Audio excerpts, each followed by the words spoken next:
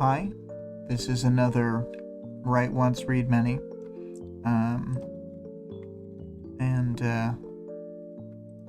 this time we have Vic on, and we have the unpleasant duty of covering the Victor chapter. Not Victor, Justin. We were just talking about Victor before. Right. It's not Victor. We just had a conversation about him sucking. Yeah. Goddamn Justin. I know. Goddamn Justin. Goddamn Crusader. It's this chapter is at least interesting, unlike the Hook Wolf chapter. Yeah. It's like, I don't know. I mean, I get it. Like, I get that chapter needed to happen because it was like a whole thing. But he's just I'm gonna be honest, boring. It could have happened from Shadowbird's perspective. It could have, and that would have been nice. And we never saw it from Shadowbird's perspective, so it's not like he was holding it sacred to use later. Mm-hmm. And like theoretically, there is a missing chapter in the sort of Arc 19 era where like Shadowbird has one last to do, and I think we see from her perspective, maybe something like that. Mm-hmm. I forget whose perspective the chapter is, but we would see what happens off screen in this version. And apparently it was a fully written chapter and everything, but it was. Oh my gosh! But he got rid of it. I don't know. He didn't like it. Huh. Must have sucked. I'm just joking. Must have sucked. Well, the problem is it might have sucked, but I don't know because I haven't read it. And like, given that he didn't like Ward, and Ward is amazing. Oh crap! I didn't get the link out there. Oh no. Well, let's see here. Let's go to the channel. I hadn't clicked on it either. Look at my beautiful Crusader art. I didn't even. It's so stupid. I haven't done anything animation adjacent in so long, and so like using it on this was like especially stupid. Oh boy. Well, I really do like this actually. I spent my whole morning on art too. I still only did one drawing because it took me quite a while, but we'll get to see Greg. You know what? It's up to other people, but I could put up Greg early if we just want to look at Greg longer. So it just tell me when. Yeah. Well, I'm sure that we'll know when it's time. I'm gonna mostly leave it as like moving Crusader. That's fine. I did both options in case you got like people didn't like watching him bounce back and forth the whole time. Greg has arrived watching it and is asking what about Greg. Hello. But I'll tell you what about Greg. It's that you drew your portrait. I drew a portrait of not you, but Greg from the book. Oh, this whole time I thought it was Figma Greg. You'll find that it looks nothing like him. I don't know. Bill said, I will have you know the notification alert for this popped up while I was playing a phone game. It caused me to miss an input. If this were Earth Bet, it would have been my trigger event. I get it. Vale, have you ever seen a show called Odd Taxi? Someone more or less has a trigger event over dropping their phone when they win a really important mobile game thing. Oh my god. It's really pivotal to the series. He gets the rarest thing on his mobile game that he's been trying to get for years, and then just yeah. Oh, what game were you playing? My dodo. Oh my god. Exactly, the golden dodo or whatever it was. Because it's an animal collecting game. I wish that I could get into phone games. I'm glad you can't. I want to play. I want to have a Candy Crush addiction, but you know what? I can't fucking stand ads. And so whenever one pops up, I'll literally download phone games and then one ad will pop up and then I'll think, maybe I can handle this. And then one more will pop up and then I uninstall the game. They never last more than like 15 minutes.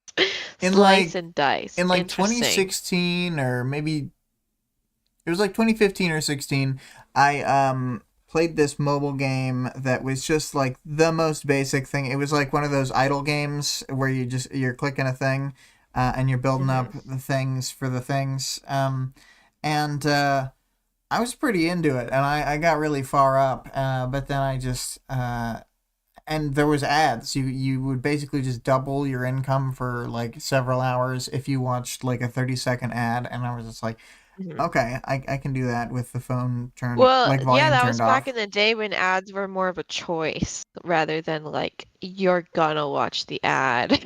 Oh yeah, you could turn Uh, off ads entirely. It's just that you basically like you get you're halving all your bennies. number. So Yeah, yeah. I definitely and all let's see. the ads er, were for other mobile games. So I was like, how do they make money So many. really? Well, like I just didn't understand like what the monetary. Maybe the other ones had microtransactions. I don't know. Yeah, probably. Um, but Vale says Slice and Dice, which I have not seen or heard of, and it Hmm. is one of the best games I've ever played. It's brilliantly made, no ads, tons of No depth.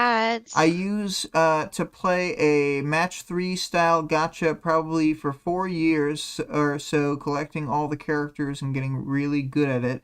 When I replaced my phone, I didn't continue. Hmm. Well, Um, I'll install Slice and Dice, and no ads sold me.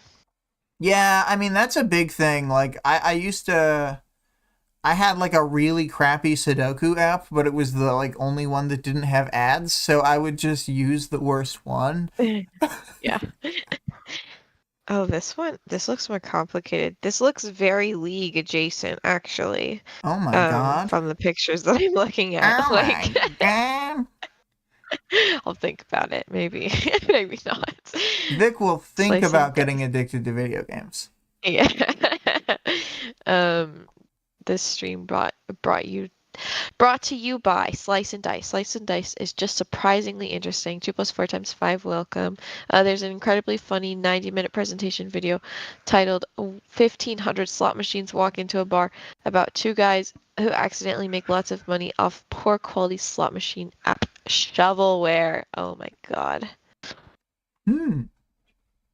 Crazy. That's Um. crazy.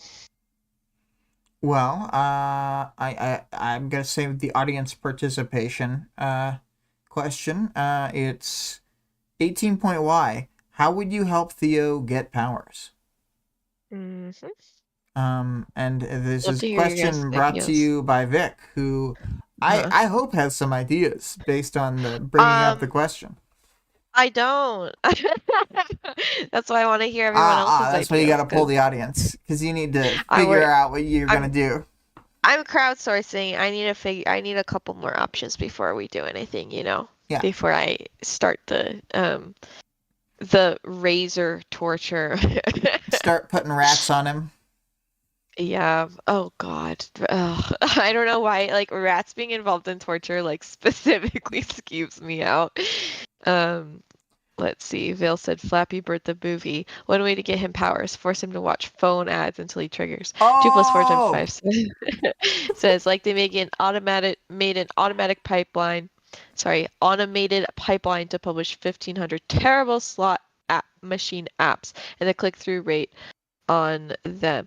I wish that I don't know about you guys, but there's like a little icon in the corner of my live chat always of like a heart emoji so that I can send you all heart emojis, but it's constantly in front of the end of the most recent message, so I just have to like guess the last words. Here we go. I had good luck Slot this machine. week. That didn't load correctly, so for me, it Ooh. is a blank circle and it's only slightly dimmed where it's over, so I can Oh, still read text that's behind it. That's nice. I hate it so much. And the click-through rate on the ads was super high because everyone just wanted to leave to play something fun. Um, Vale said heart. Thanks, heart. Here, look, I can send these stupid ass emojis. I can't stand this. It's bad design, but it's okay. It is bad YouTube does. design. I feel like YouTube has YouTube's got like a lot worse of. design on the desktop app for some reason than on the phone app now. Like I have to scroll all the way to the bottom of the recommended videos to like see comments on the video that I'm watching, and like you don't have to do that on the phone anymore. They just didn't ever update it on desktop. I don't know. I guess people don't watch YouTube on desktop anymore. It's Um, super weird how they also haven't added like a skip forward and back in number of seconds button on the lock mm, screen, because normally like it's skip forward a video or back a video, but like how often do you want to skip to a never. yeah. There's no use case for that in my life. Um, Phil said, imagine how hard it would be if you were using VR and the emoji was 3D covering all of chat and you had to maneuver around charts to read. At least I'd be able to maneuver. Right here, there's nothing I can do about it. I just have to wait for another message to come in so that I it can see it. it's like something causes me to have hard eyes, but it actually blinds me because they're just like in my face. Oh my God. Okay, well, let's talk about Themes. themes. Do it. Bigotry. This is like it is like one thing that is good to see is like the like different types of bigots that we see in this book. Not that we need more bigot representation, but it does like help to like to like understand like what the basis of it is, because I think that like people have this idea that there's like one basis of it and that's like the thing we have to solve, but unfortunately like there's literally all these different like inputs coming in like the way that They I not mean only the way that represent Crusaders. they not only represent different types of people who are that, like three main variations between Caden, Justin, and then Night and Fog, but they Uh-huh. also, on an additional layer, show that Justin is coming from like 10 different directions too. Yeah. Dude, Justin is like, because in comparison to, so we've seen from their point of view, we've seen Kaden, and like we understand that hers is like this like fear-based thing where she's like, oh, it just happens that the people that are like causing problems are this demographic or whatever. And so I need to protect my child from this demographic and clean up the city, okay? But And she then we get really Hook unmasked Wolf. herself to be like just as much of a freak as the rest of them when she was like, if you're not, even if you're genetically pure, she says, and it's just like, oh, Yeah, like the term when she like uses the terminology, you're like, oops. Yeah, and then like in comparison to Hook Wolf, who just like I think likes being the one in power, so he likes fucking fighting other people and like putting himself in like more privileged position. And then Justin is like, I'm just a simple man. I'm I just like a meat and simple country potatoes. bigot. I like meat and potatoes and I love raisins. Oh no. He's like the left is trying to take away my meat and potatoes. I have to kill them all. That's like how it comes off to me. Like he thinks he doesn't Well, that's necessarily much see. more like that does fit with the way people like would act Yeah. now, but like I think at the time Oh it's yeah. it's a little more abstract of like I don't want anything that's gonna come in that's new, even if Mhm. like the conception of any right winger of like what is like awesome is usually just whatever happened like slightly before they were born. Yes. And like they don't have a Like meat and conception of potatoes. how short everything is, like how recent things are and how much things change over time. Like so many things get normalized so quickly. Like people are like, how could America exist without the ICE organization, for example? And like it hasn't even been 20 years. It was Mm-hmm. created in like 2006, I think. So like, Mm-hmm. during our lifetime, it's not like some thing that was needed, some Mm-hmm. important pillar of It's society. not like it's not like America's having an America without it is unprecedented. Like we don't know what's gonna happen or whatever. Like we do kind of know what it looks like. Yeah, yeah, it was better. Yeah. Um, I didn't like know what else to put for themes. Like there's obviously everything that's going on with Theo, but it really does seem The like theme of more plot Justin being driven than like theme driven. really like a sociopath, like Yeah. he has like very little like going on in the way of like I don't know, He's any not real he's positive just not personal like caring connections. about any Yeah. situation properly. Like when they're like in this really tense situation where they're interrogating this the TA or whatever, and he like it has a moment where he's like, "Oh man, I forgot there's hot girls outside." And then he like goes to the window to look outside while he's threatening this guy and being like, just remember that I'm gonna kill you if you don't tell me what you want. It's like really he's like really disconnected from reality and like just wants to be able to give into his impulses like all the time, which I guess is what he thinks he's gonna be able to do if the world is the way that he wants it to be. Yeah. Yeah. Yeah.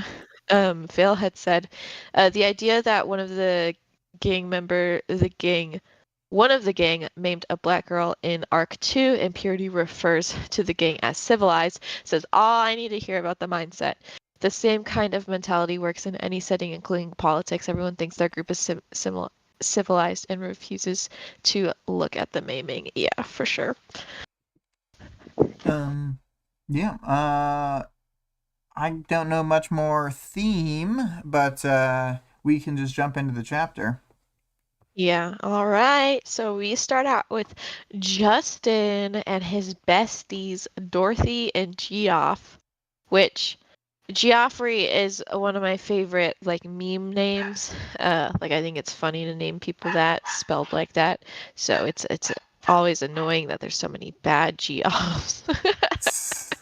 And by so many, I mean this one, and then I know that the one in Throne gamers. oh my God, yeah, Throne of Gamers, whatever that is.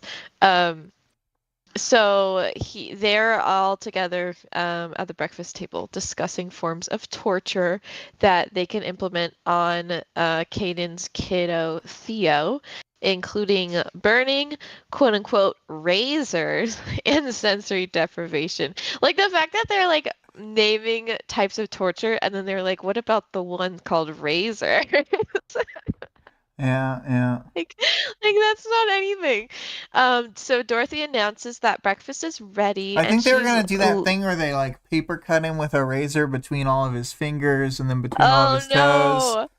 Man, I sort of injured my pinky a little bit yesterday while I was working on a project. I was using pliers to clip apart little model pieces to make rubble. Mhm. But I did it like a lot and I like scraped off some of the skin on my pinky and I'm Oh just no. like, "Oh man, they would just want to do this all over." Yeah, it would work, I'm sure. Um, but Dorothy lets them know that breakfast is ready, and she's like laid out way too much food for everyone. It's not only way too much food, it's like a huge variety of food. Like they describe like there's like eggs and bacon and sausage and biscuits and fruit and like like the type of layout you would do when you don't know the people that you're serving so that like everybody can have something they like. Yeah, yeah. Um, It's Vale's like a picturesque rather than yeah. practical. Yeah, not very practical. They probably blow like most of their budget on Yeah, just food that's what I supplies. was. That's what Just literally what I was thinking about. Is they probably have to like they don't have the funds for this kind of thing to be sustainable, really, because they mm, keep like I don't know, fucking up and losing all their money and stuff, even when they do villain jobs to get. That's how it seems from yeah. the outside. It doesn't seem like they're like in a great situation right now. They seem Like like people they do kill a probably lot of people, but they're oh, it's like in Star Wars: The Clone Wars, how the Mandalorians they do cause havoc and kill people, but they just like are real dipshits who aren't really effective at getting things done when there's like a real opponent. So Vale said razors could also be where they force him to shave mm. every day with the same disposable razor and he can't replace it till he triggers. Oh God. So Justin and Theo are both like clearly unnerved by Dorothy and Geoff's general strangeness. But they do like go to the table to serve themselves. And Kaden emerges from her bedroom. So they let her know they were discussing how to force Theo's trigger event. Which Kaden is like not cool with, which is good. So we're reminded that Theo has less than 2 years until he has to go head to head with the Slaughterhouse 9 and Jack Slash, and that if he fails, Jack's going to kill 1,000 people. So this has like been weighing heavily on him. And Caden says that the worst case scenario, like me and my team can go out and do it, like if you never end up triggering or if you don't get trained up in time or something. So they discuss calling in Night and Fog's like parent organization, but Caden's pretty sure that they'd be like, "Oh, killing 1,000 people? Let's go for it," kind of thing. Like they got like a pretty fucked up and suspicious agenda, even in like Caden and Justin's eyes. So Theo turns to Justin and he asks where he stands on quote unquote the cause. Because as we remember, Theo does not really like white supremacy. He kind of wants to know like where he's coming from. Yeah. So Justin's just like, yeah, I hate anything different than me is like basically exactly what he says. Also, I only And he put up thinks with women because they have superpower. Yeah, and because they're hot. Well, yeah, but like the ones that he's like trying to have sex with, I'm sure treats even more terribly than like he's just he seems like a really terrible person.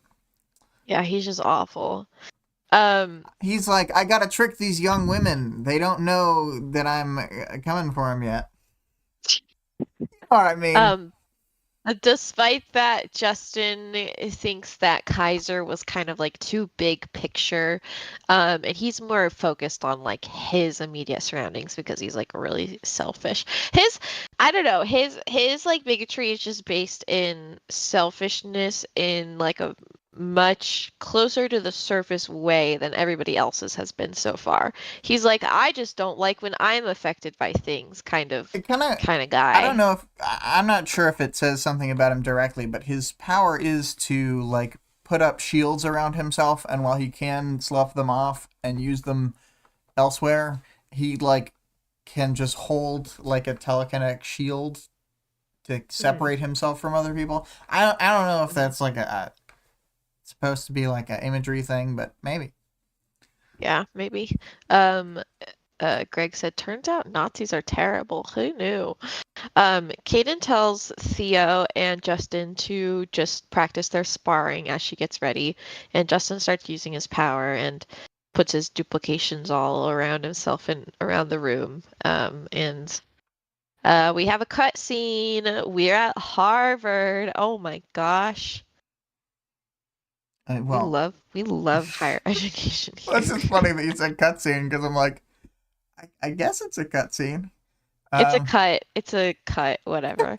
Um, So Caden is taking Justin, Theo, and Aster to Harvard to find the Department of Parahuman Studies. And we're reminded that they can't really like be out in public for very long because their identities were outed by Coil. That was so long ago that I forget about that every Arc time. I'm like, oh yeah. 5. And like I'll pull up the dates. I don't think that it was actually that long in terms of like story days. Mm, Like it might not have even yeah, been a it's full just month long in for terms of them. story. Yeah. Um so 2 plus 4 times 5 is clocking in. Bye. And Greg says, Bye. please, it's pronounced Harvard. Harvard. Yeah. Um, so they'll have to kind of be in and out fast. They're like kind of this was like a more tense situation because people will recognize them in public and call the cops. So they stop at a door labeled Dr. Wysocki, and Justin points out that this guy probably isn't white. And I pulled a quote here. Ah, yes. So, what difference is it going to make? Theo asked. Doesn't make any difference to his ability to do his job. So cute, Justin said. He gave Theo a pat on the cheek, and the boy pushed his hand away in irritation. It's like poor Theo's like trying so hard to be like to like try to I feel like he wants to like be thought provoking with them. Like he'll like offer things. Like I feel like that's why he like mentions, "Oh, like Justin, what are your opinions?" earlier because he like wants to kind of just low key combat stuff. But I don't know. They either like don't pick up on it and they think he's like being actually ignorant or quote unquote ignorant, like not understanding where they're coming from or whatever. Um, I feel like he wouldn't deal with it if he thought it was intentional, but I feel like it's intentional personally. Mm-hmm. Yeah.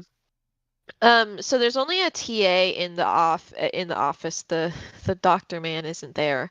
And when he asks about, he's like, "Oh, it's so weird. The students never brought their whole family before." And Kaden and Justin emphasized that they are not students. The interaction is like really weird and tense because of how like weird and tense Justin is all the time. But Theo steps in and says that they need to know about trigger events. And the TA, his name is Peter. When Theo says that, he's like, "Oh my God, did you have a trigger event?" And Theo clarifies that he hasn't had one, but he needs one. So they ask him how to have one, and Peter says basically every government organization out there is trying to figure that out and have had no luck for the most part. Mm-hmm. So Peter tells them that success in testing and just efforts in general has been incredibly low. Like maybe 1 in 200 forced triggers actually works. And then like the whole study or situation falls apart because that person just got powers like forcibly and then they like flip out into power stuff, you know. Mm-hmm. Um, Yeah. and he says it's harder to trigger when you're trying to provoke it, um, even if the like person The who they're doing it subject. to doesn't know. Yeah, so even if like anybody in the situation is trying to force it, then it like makes it even less likely, seemingly. And there's a few theories out there on this. Including that like each individual requires like a pretty specific trigger event, or that the trigger needs to be occurring at a specific time or like in a specific event. And I have a quote here. Okay, so you're saying it's predestined, Justin said. Some scholars say it's predestined. I don't. Other theories, there's intelligent intervention. Phrase it in American fucking English, Justin said. There's no need for rudeness, Peter said. He adjusted his glasses and frowned at Justin. Please phrase it in American fucking English, Justin clarified. Please explain, Caden said, shooting Justin a look. He's just He's so, just like, he's such a he's just the fucking dumb worst. brat. And then it's like this specifically, I was like gonna write the explanation for, and then I'm like, intelligent intervention is just self-explanatory. We know what divine intervention is. It's the same, except He's just like intelligent. he's just so dumb. Yeah. He like just could have thought about it for 2 seconds. This is not a complicated topic. But Justin and Caden continue to be like tense and constantly freaking out, and so Peter butts in, and he's like, this is Hayden at abuse, least does right? better than Justin. Like, Justin is just, like, fucking worthless in this conversation No, for yeah, their goals. Caden's just tense because she's like stressed about getting caught and stuff. But Justin's just the worst. Like, literally, why did she bring him? She didn't bring Night and Fog. I guess maybe he feels like I don't know, like maybe they're simultaneously leading the group or something, which would be like crazy to let him be in charge. But I don't know. Maybe it's complicated. Maybe it's She that shouldn't have she brought felt him. like He she needed sucks. more protection than just herself in a cape fight, and That um, could be it. And she like maybe it's like she's there to protect Aster, and then his priority is to protect Theo. yeah, and theoretically, he's supposed to be training Theo. If I were Caden, I would not be interested in having Justin train Theo. Like, Yeah, like we he's saw not very his likely to get a training. flying power anyway. So, like, what's the difference between one flying person and another flying person? Like, they both have powers that are really far away from what Kaiser did. So he's pretty unlikely to have a power that's close to either of theirs. Yeah. I don't know. It's very Um, strange. so he's like, just so you know, this is abuse if you're like planning on doing this to your kid here. And Kaden says it's complicated, and she asks for something more solid beyond theory. And Peter says physical triggers typically result in physical power, and mental triggers typically result in mental power. So Justin kind of thinks back on his own trigger and considers that it could have been mental, although he's like always considered his power to be physical. And Peter continues to give more details on how the power links to your physical, mental, or emotional state that you're in during trigger. And I pulled a quote here. I wonder if lack of food and water could create similarly conditional powers, Kate commented. I'm Are you talking about starving him? Peter's eyes were wide now. I do like this Peter character. It's very funny. Yeah. So Justin and Caden are like now they're Actually, kind of on board with him next time we because talk about like notable normies, we should bring up Peter. I mean, like a lot of yeah, the other ones that I like a lot, they also only show up like once, like that yeah, the reporter.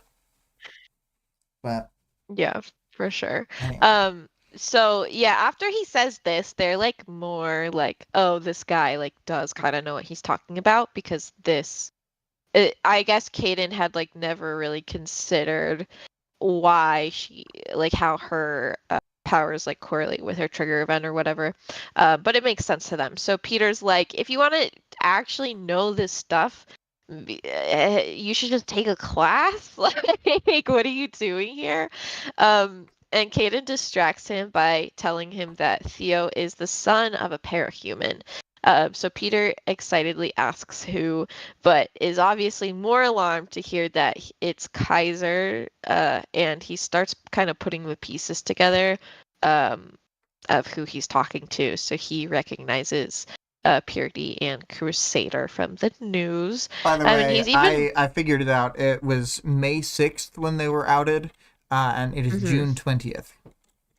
Okay, so still pretty hot topic. Um, so he's even more impressed now though because this means that Theo is actually third generation rather than second generation.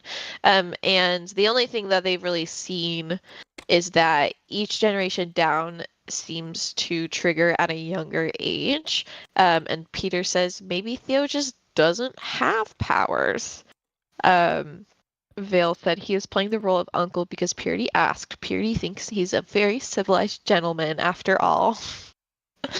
Um, So Justin tells Peter to tell him everything he knows, and Peter's like, again, you should just take the class. Like, this is a whole thing. I don't know what I'm supposed to tell you.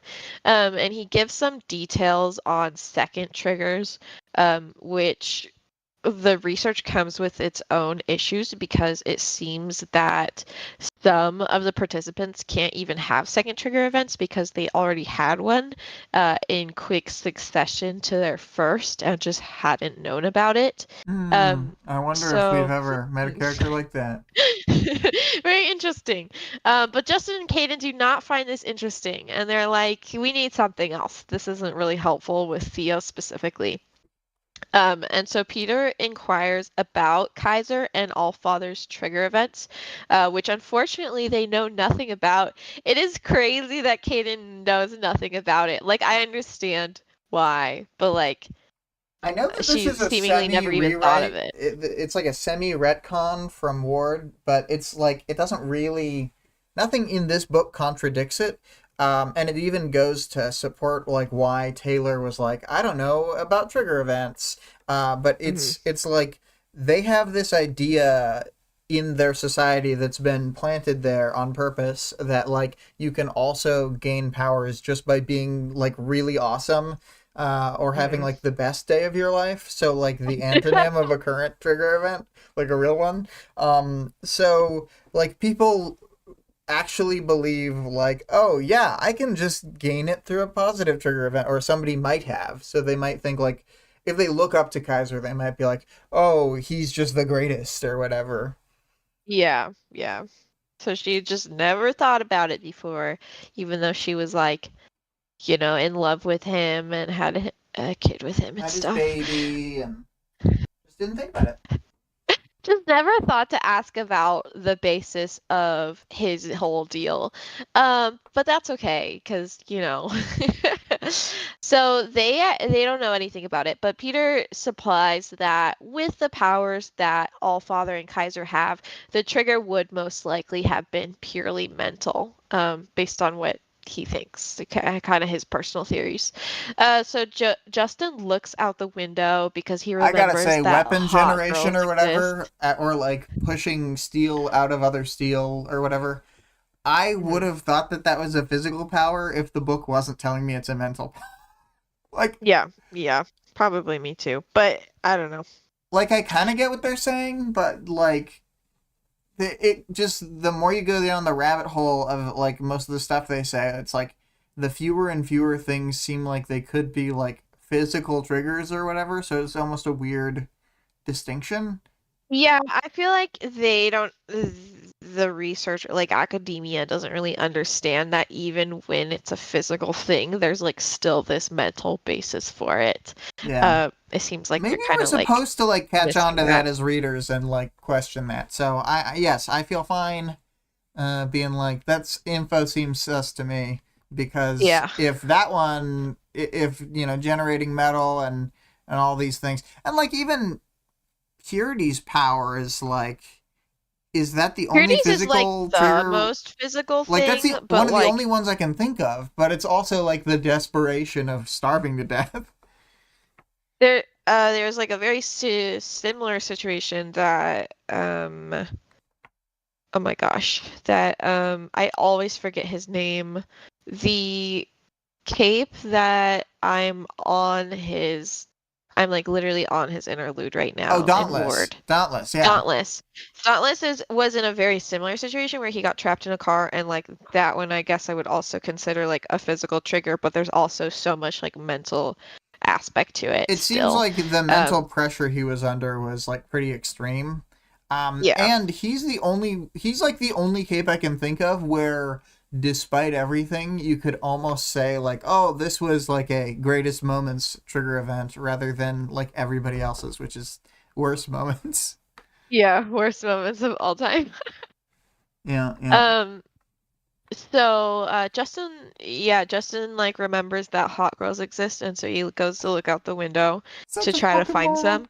some. But instead he sees the opposite of a hot girl, which is a cop, and there are like cops and containment fans outside, clearly here to get them.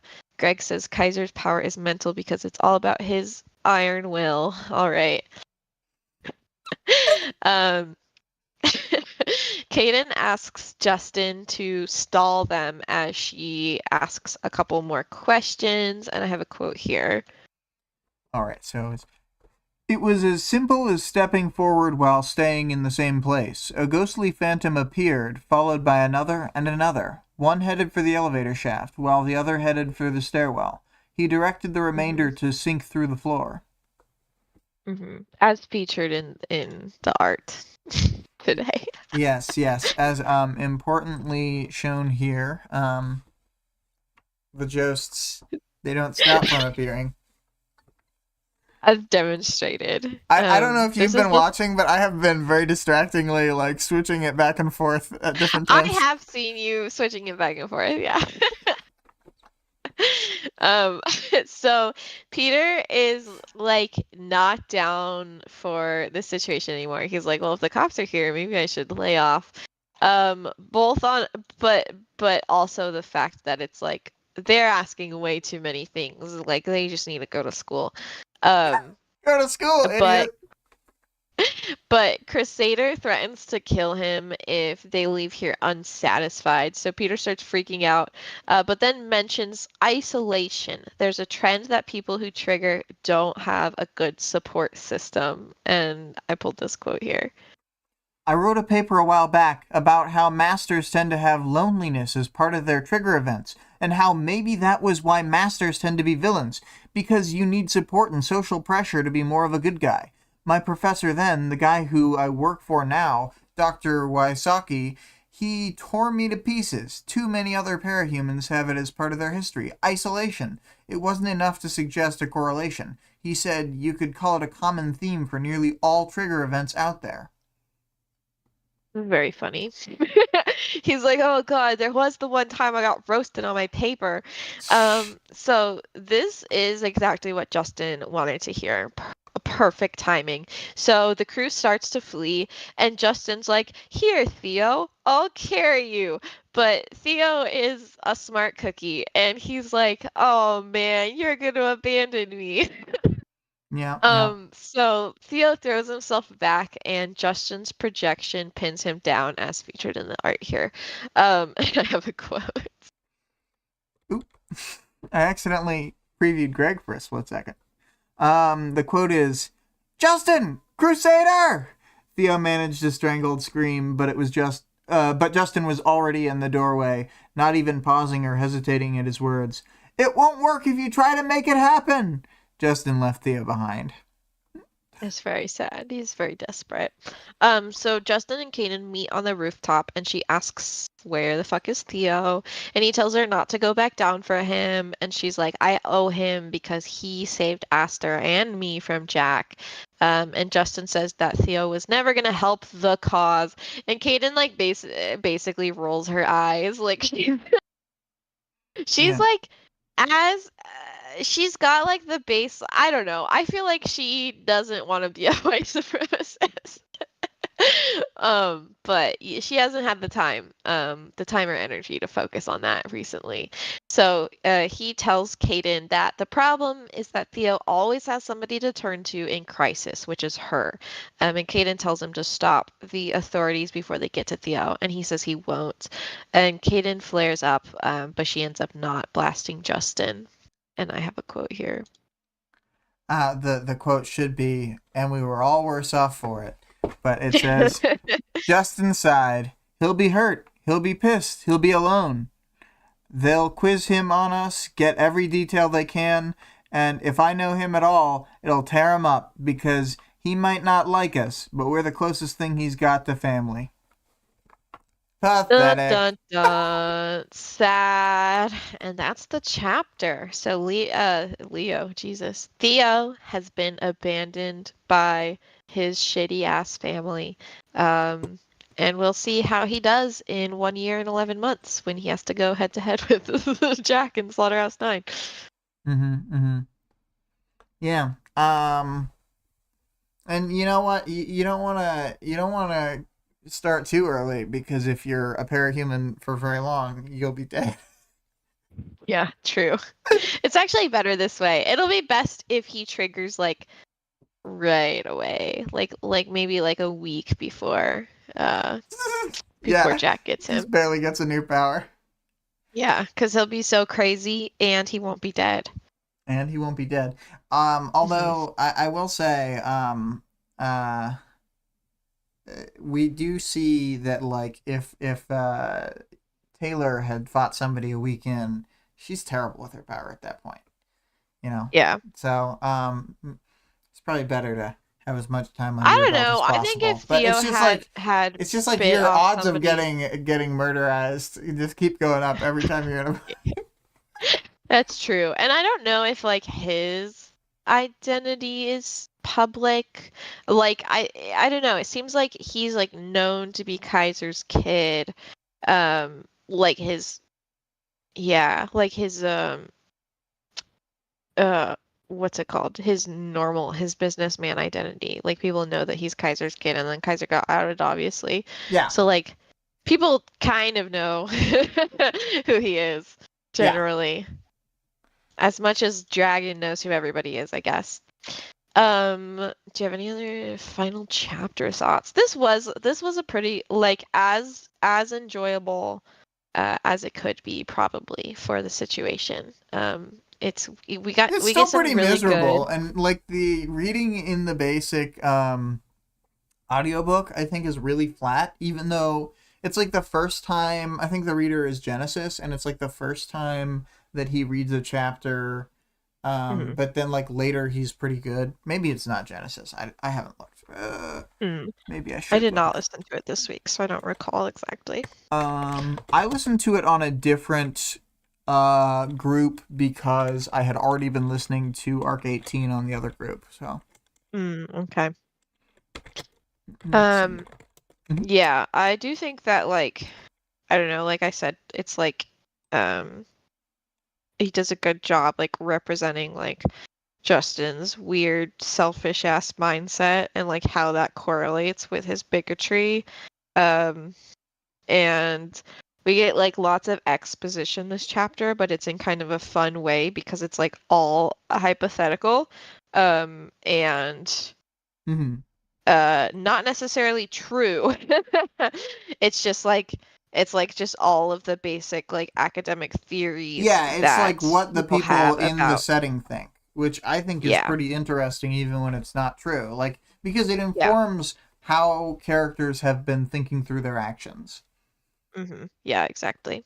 Also, I'm it glad at was least at Genesis. Harvard they Hmm. don't say, well, what if Theo did something like really cool? Like maybe that would work. Yeah. It's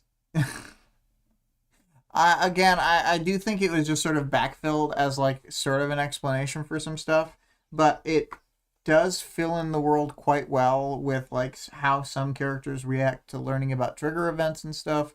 They're kind of like Mhm. shocked to learn about them at all, like a lot of the time, and like Yeah, like Taylor knew literally nothing about trigger events, um, except like that she didn't agree with the propaganda that you could have a trigger event if something really good happened to you, or if you did something really heroic or whatever. yeah. Yeah. Because she didn't even think through the idea that like it would be like a bad topic to bring up, and it just makes more sense in context if you have this other sort of information. But how much is it cheating if it's written? Then again, you can edit and do like drafts of books that like this isn't like a printed book. Hmm. You can draft it up.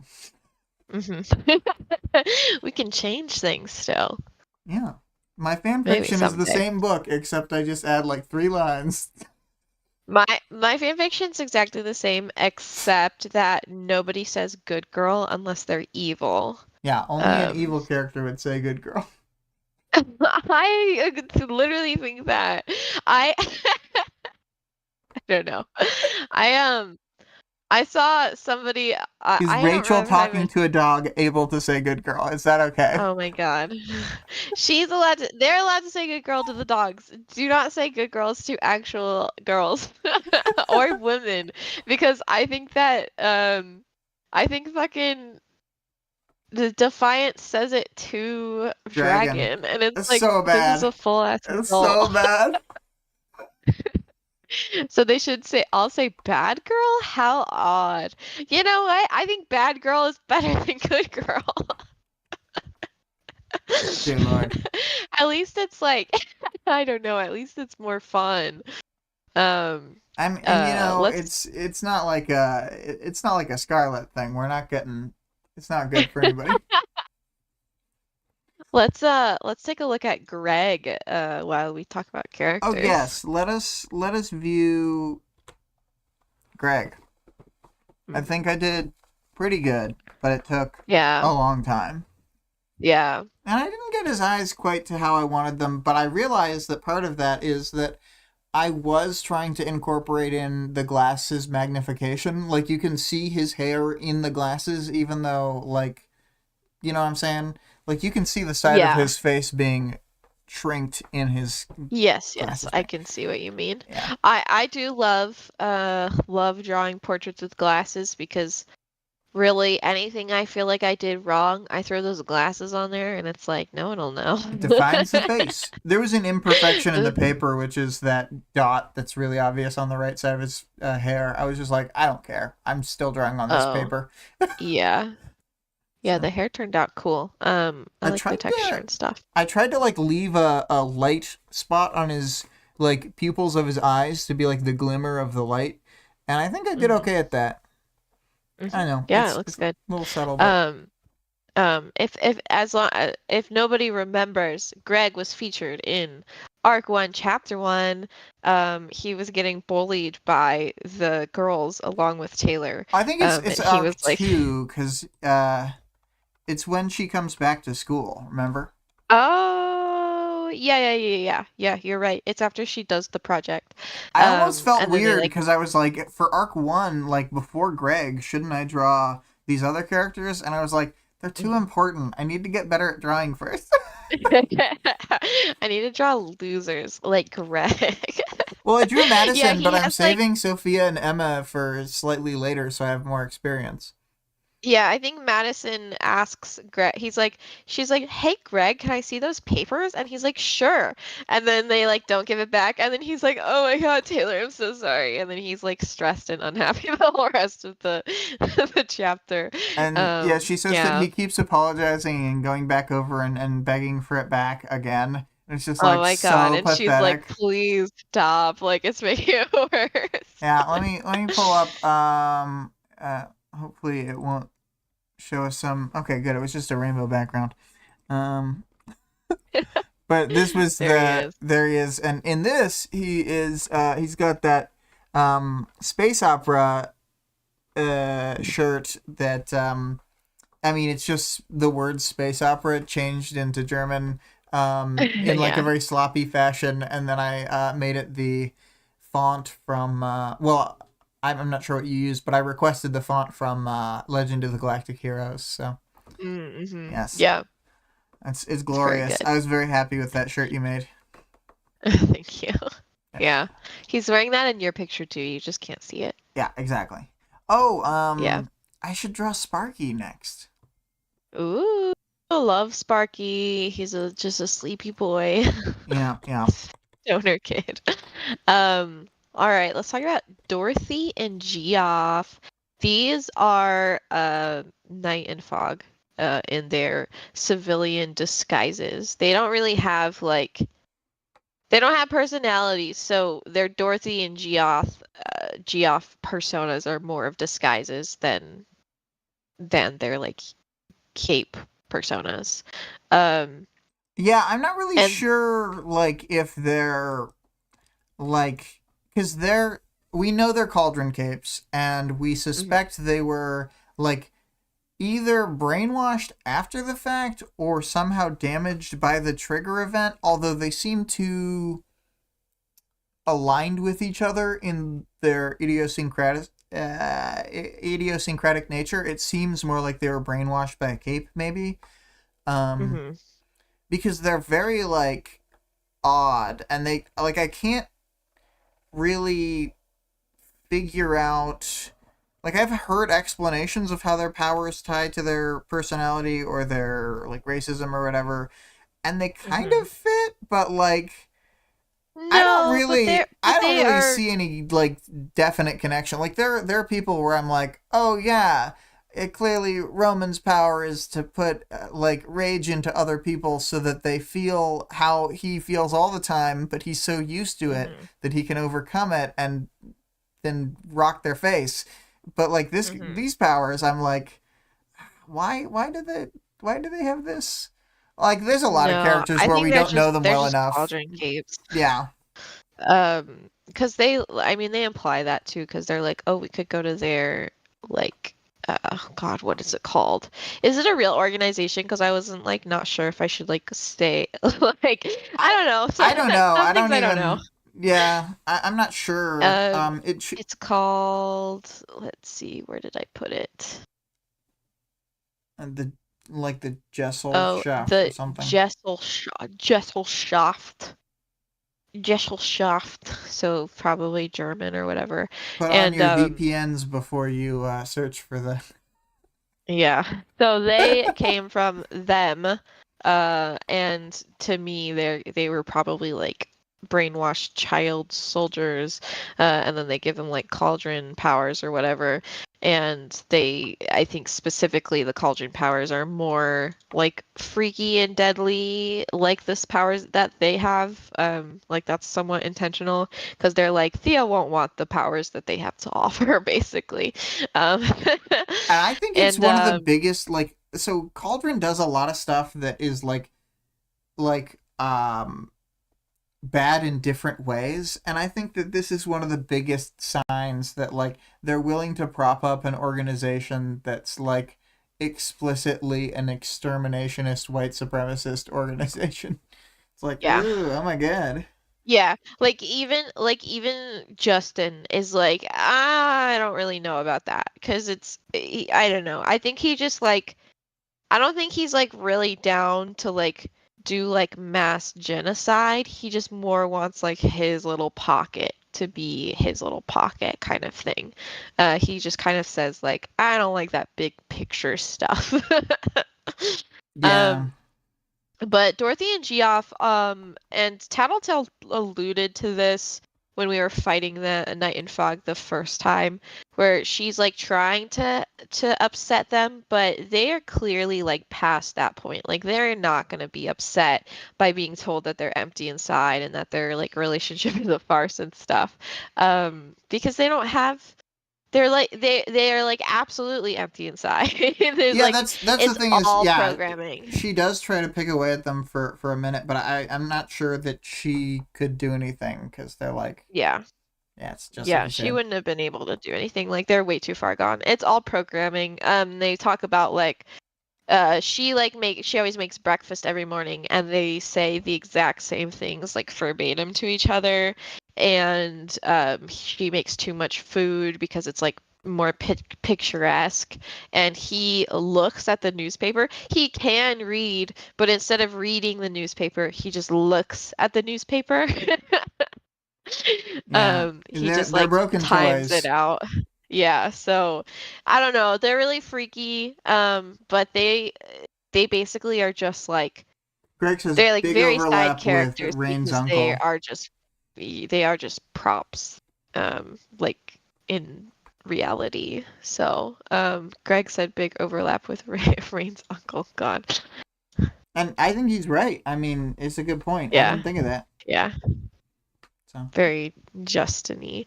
Um, well, no, I no, don't he's. know. Do you have It's any? not that Rain's uncle is Justiny. It's that he's like a broken automaton. Like I see, I see. he like can barely. I mean, he can talk, but he doesn't talk. Mm-hmm. Like, and not for some good reason. He just like if you don't do what he wants before he even says anything, he'll just beat you and stuff. Yeah. Mm. Um, but more to say about that. They're. I mean, the one good thing about this is there's a big pile of bacon every morning. The breakfast does look like really good. It does sound like really good to me. Let me see what I mean, it does um look good in my mind. The it breakfast. does look good and sound really good. Dorothy had laid out a veritable feast. Bacon, eggs, English muffins, toast, French toast, a bowl of strawberries, a bowl of blueberries, and a bowl of fruit salad, orange juice, pots of coffee and tea, more bacon. That's just like I would love that. Every single morning, I don't care that our whole budget is getting blown. They're also like dressed up like very like business, like corporate looking. She's wearing like a cocktail dress kind of work. I don't know, like a corporate style cocktail dress. And heels, and she's like clicking around.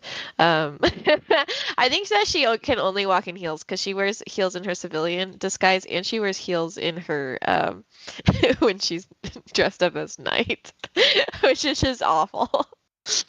Yeah, yeah. It's so dumb that she. I mean, a lot of the time she gets to run around as a weird creature instead of walking in the heels. But like, Yeah, that's true. I'm gonna be real. You want to put on some like proper shoes if you're gonna be running around. I don't know, maybe she's got Barbie feet. Maybe that's the whole deal. Yeah, she Greg can't. said, uh, Greg says that's a reason to trigger you bite into the bacon, and it's some horrible bacon substitute. The betrayal. Yeah, My yeah. God. Every day you I expect don't the think I same have. breakfast, but then they've fooled you into thinking that they don't know what they're doing, and then they put out the turkey bacon or Mhm. the I don't know. Actually, king salmon stuff is always amazing. They trick you into eating even better bacon made out of king salmon. Yeah. It would be alarming though. I don't think it would trigger me though. And that's all I have to say about Night and Fog. They don't do anything this chapter, and they will never do anything because they are not full people. Yeah, yeah. And then Justin, you had pulled a quote. I wasn't sure if you wanted us to read it or just sort of talk about it. No, Yeah. this is he thinks to himself about his trigger event, which is that his sister, had some onset of disabilities or whatever, and that his parents seemingly like forced him to go into surgeries for her to like, I don't know, like probably like Maybe to do donate blood donations and marrow. transfusions and stuff. Yeah. And that he decided to pull the plug on her and they caught him. And so like I'm assuming like that's when he triggered when he was caught or like in the aftermath of it from his parents or something like that. Not like from the actual like being in the actual situation. Hmm. He was fine with that Because part. it is like a horrible situation. Like this would be like a totally normal trigger story. And even to the point where he's like, oh, maybe I need to do something about it. Like if she was like comatose or something, and he decided to pull the plug, but like doing that thing or like making that decision would like be hurt like beat somebody up so bad internally that they triggered or something like that. But his is like, oh, but then I got caught. Yeah, it's literally like, oh man, isn't it so sad that I got caught? It's like, no, Yeah. that's good, you idiot. Fuck you. Yeah, you just suck, Justin. He, as I said, he's very selfish. He's got a very like he's got a very selfish like point of view like as the basis for his bigotry. Like he just kind of wants things to be how he prefers them, and he doesn't want other people getting in the way of that, and he feels like these certain demographics are getting in the way of that. And that it's un-American, really. Yeah. It's what a weird. Yeah. He's just like a weirdo. And he's like very I mean, I don't find him very intelligent. Like like I said, I don't He think he picks seems up dumber than on most people I've met.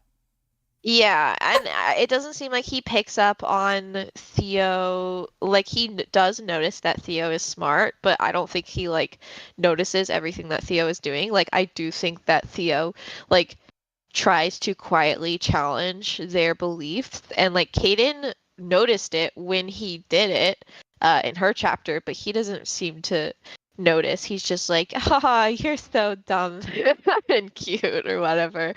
Um, and he doesn't understand what intelligent intervention means, which I mean, I would get to some. It's just a lot of ticks in the box of him being really stupid. Yeah, yeah. He's like speaking American fucking English when this guy like literally is trying to explain what he's talking about. Also, Um, like, that's not like some fancy Latin or whatever. It's American fucking English already. it's American English, and it's like just please clarify or whatever. But like, I Like, don't does he know. not know one of those words? Intelligent intervention? Like, maybe he's never heard the word intervention, and he's definitely not Maybe. intelligent, so. Maybe. I don't know. Um, oh God. What else was I gonna say? He did something else really stupid. I can't remember. But he's just kind of a ding dong. Um, he likes he's a meat and potatoes man. Oh, and he likes women.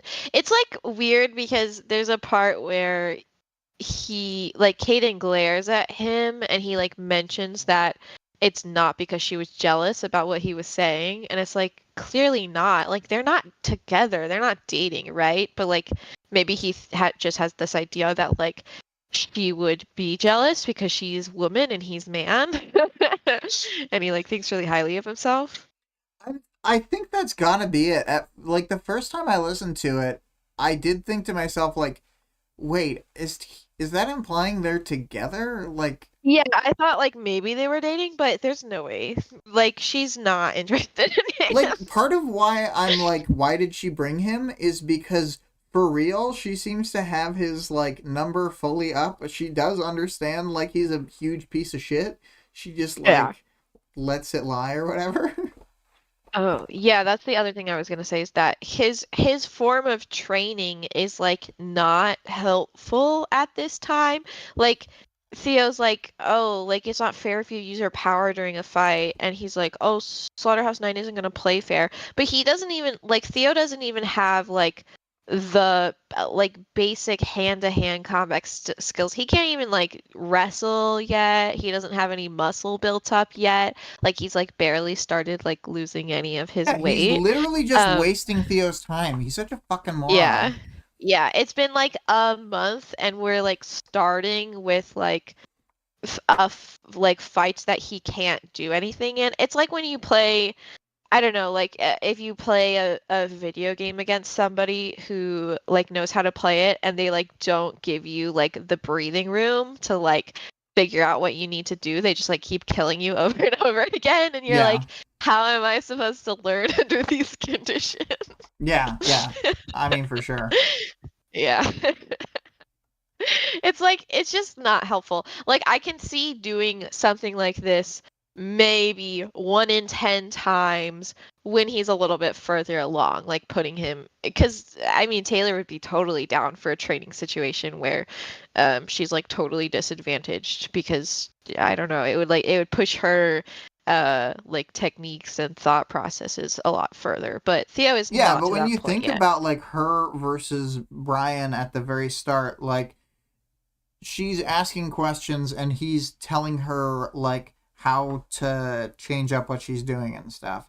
And Yeah. like he's going over what she should be doing, and when she's not succeeding for long enough at any given thing, they move on to the next thing. So that like they're just sort of doing a primer in all sorts of important like little things in fights. Mhm. Cuz there's like a Yeah, like million little things in a fist fight.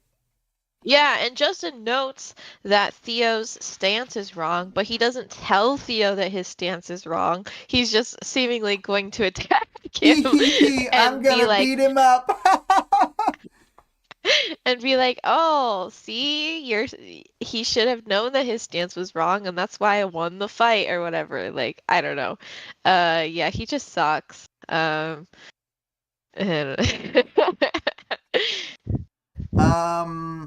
Not a one of very the good things trainer. That's one of the Go things I ahead. was thinking that I wanted to address, not about the training, but about Justin before we moved on from him, is the what I was saying at the start, that like he has like justified to himself like white supremacy or whatever, but it's starting at a place of like, I hate people with disabilities.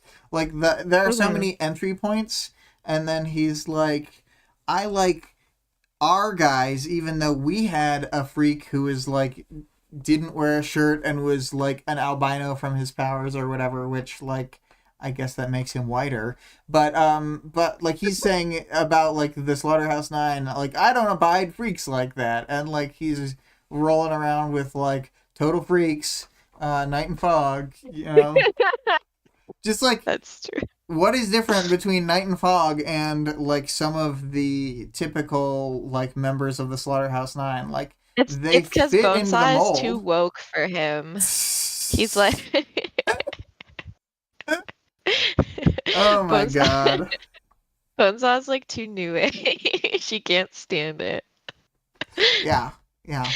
She creates new things. I guess that's why, because they like to do new stuff. And he likes to do the same things over and over, but not in the same way that Night and Fog like to do the same things over and over, because that's also freakish. Oh my god. He just hates everyone who's not him. Basically, like that's, I don't know, Yeah. that's sort of the conclusion Yeah, that he I doesn't come have to any with a like lot good of people who are opinions. like the kind of Justin type in real life, is it really seems like so hollow to live your sort of life where you more or less you are the only person who's important, because like Hmm. all these other categories of people who aren't exactly your phenotype are not important, and then add on top of that like you don't respect anyone unless they're the ultra like manliest man, and add on top of that Hmm. like you're vying to be the best one, so you never truly believe anyone else meets that standard that you're reaching for. Yeah, So or it's like, you feel like challenged by them or whatever, like you hate them because they're successful at it and you're not. yeah, there's that definitely, but it seems like if you were like, let's say you're Kaiser and you think that you're the top shit or whatever, Hmm. like he also doesn't like care for or believe in, like there's no stage among the pyramid of these fascist men where they have any like proper connections to people or like Hmm. humanity. Yeah, And like I people thought can tell me the other side is great, all like oh they're still people, and it's like, yeah, I mean you can be a really bad person and still be a person, but like you're lacking that spark of like the kind of things that make it worth being alive, I guess. Yeah, I watch I mean you know this, William, but I watch a lot of the Psychology in Seattle YouTube channel. And it's like ran by the therapist Dr. Kirk Honda, and he definitely has like a kind of a specialty in combating like toxic masculinity, because he kind of like started his career in doing uh like people who are who are like forcibly assigned to him because they got in legal trouble for intimate partner violence.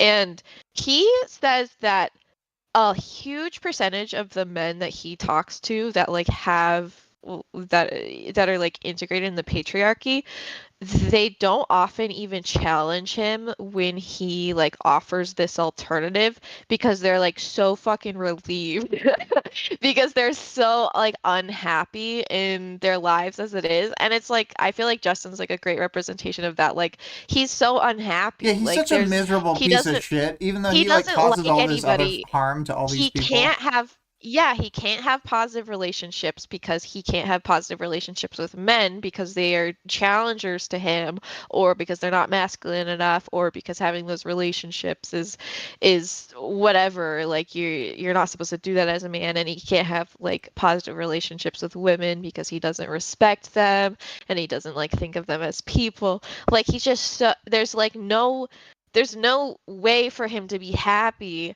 unless except like in power and like having power over other people. But like in my opinion, that's like not. true happiness. Sorry, my dog's barking. It would just But be I don't like know. a kind of empty, like,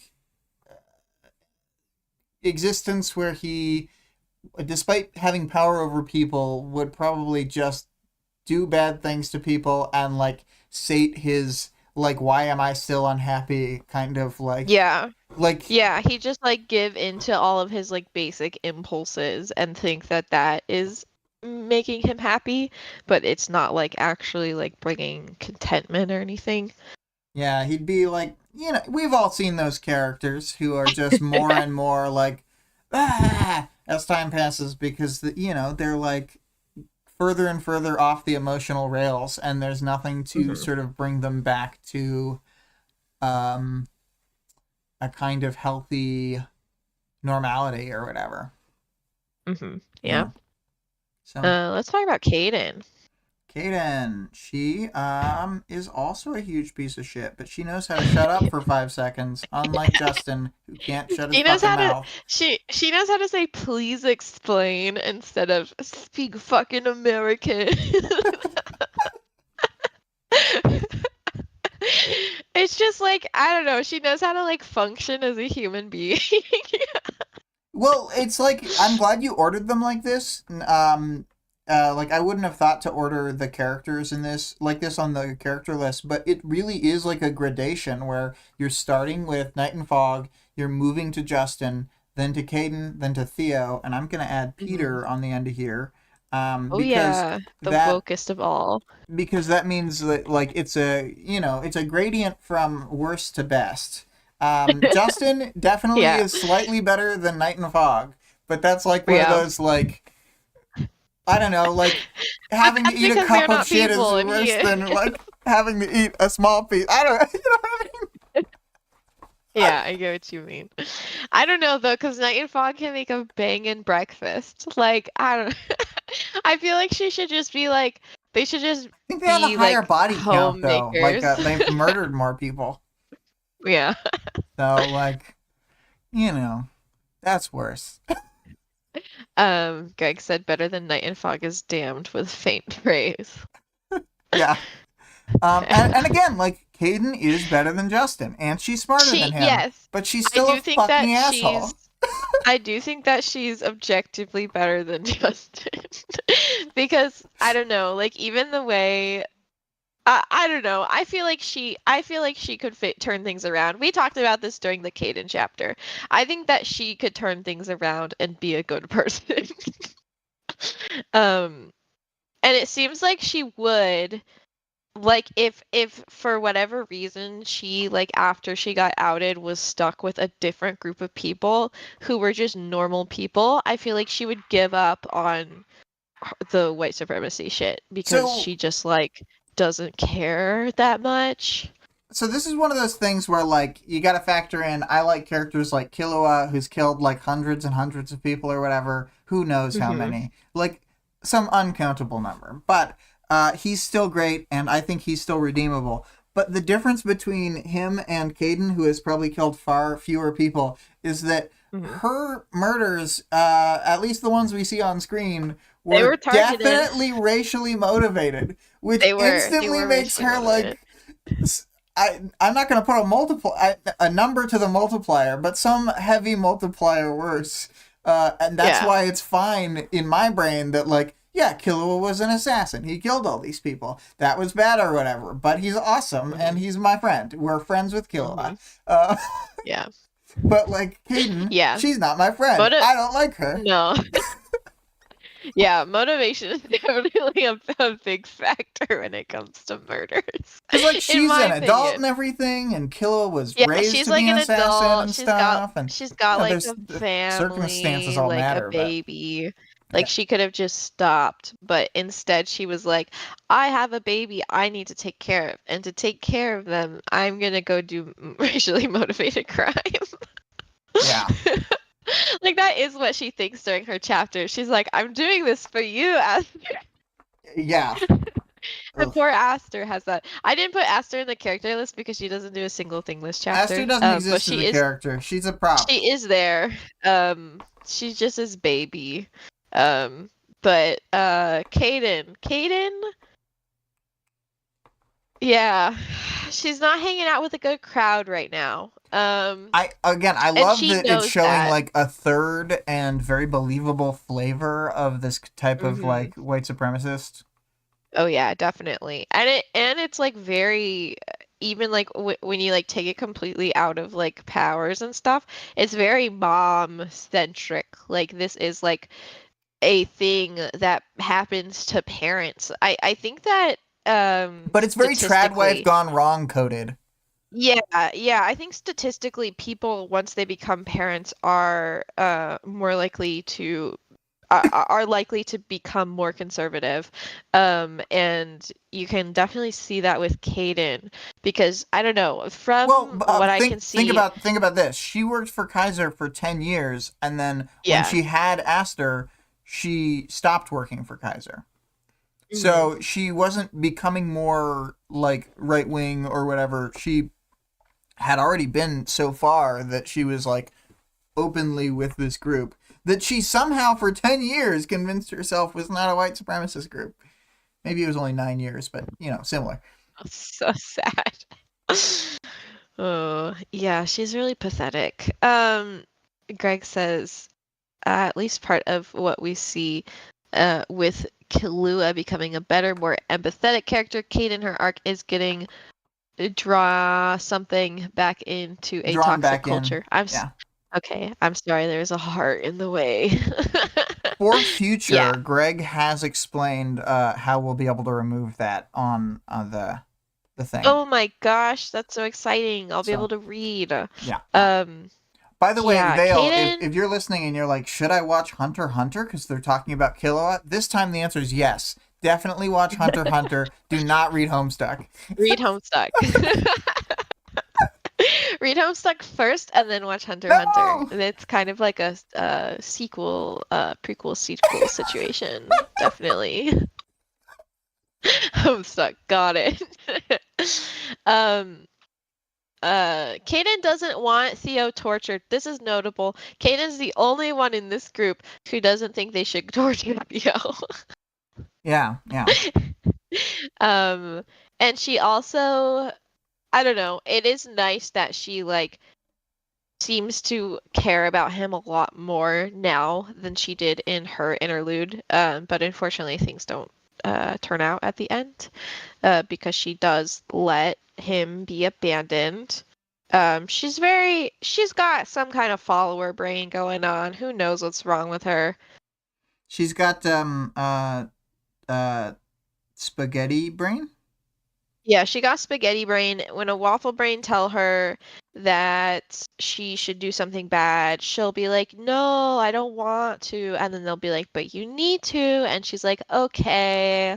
And that's basically her situation.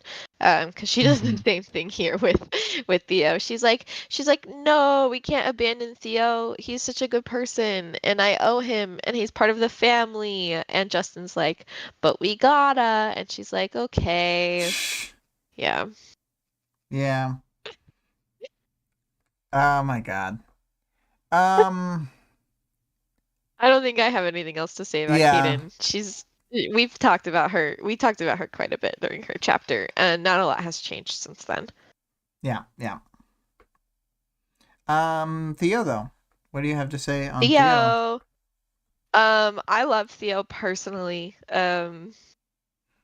He's just some kid. He wants to save the world. It's pretty sweet. He's been able to see past the bullshit that's been strewn his way his entire life, which is a good sign of a very strong moral compass. Um, I like Theo, and despite everything. I think he's like really cool in this book, but I do think that it seems as though the fan reaction to Theo is even more it's like how you think that Rachel is overrated but you still like Rachel. I think Theo is Oh, overrated but I still like Theo. So I'm not saying that yeah. Theo's bad in any way. I just think that others like him even more. Oh, really? Is he a fan He favorite? seems to be a fan favorite from what Yeah. I mean, it's a small sample size because there's only Yeah. so many I people mean, who put up I podcasts or can whatever. definitely see that though. He's got that cinnamon roll quality that people crave. Um, Yeah, yeah. it's kind of meek and inoffensive. Um, but I don't know. I do feel that he's got kind of that, I don't know how to say that when people are like in these kind of like high control families where he's probably like on edge most of his time, like just trying to like protect himself and like keep himself safe and accommodating. I mean, we see that way more in Caden's chapter. She sees it specifically, like how obedient he is and stuff and how respectful he is, and she can tell that it's like not coming from not necessarily just coming from within, like that was implemented into him. And that definitely leads to kind of like a stunted personality. Like he hasn't had time or emotional energy to like explore who he is that much or like develop himself or whatever. And that's definitely something I see with Theo. So, hopefully he can figure things out. But you know, you know what I mean, right? He's just kind of like he has not really matured a lot. Yeah. He's like how would Jack say it? He's tabula rasa. No. Mm.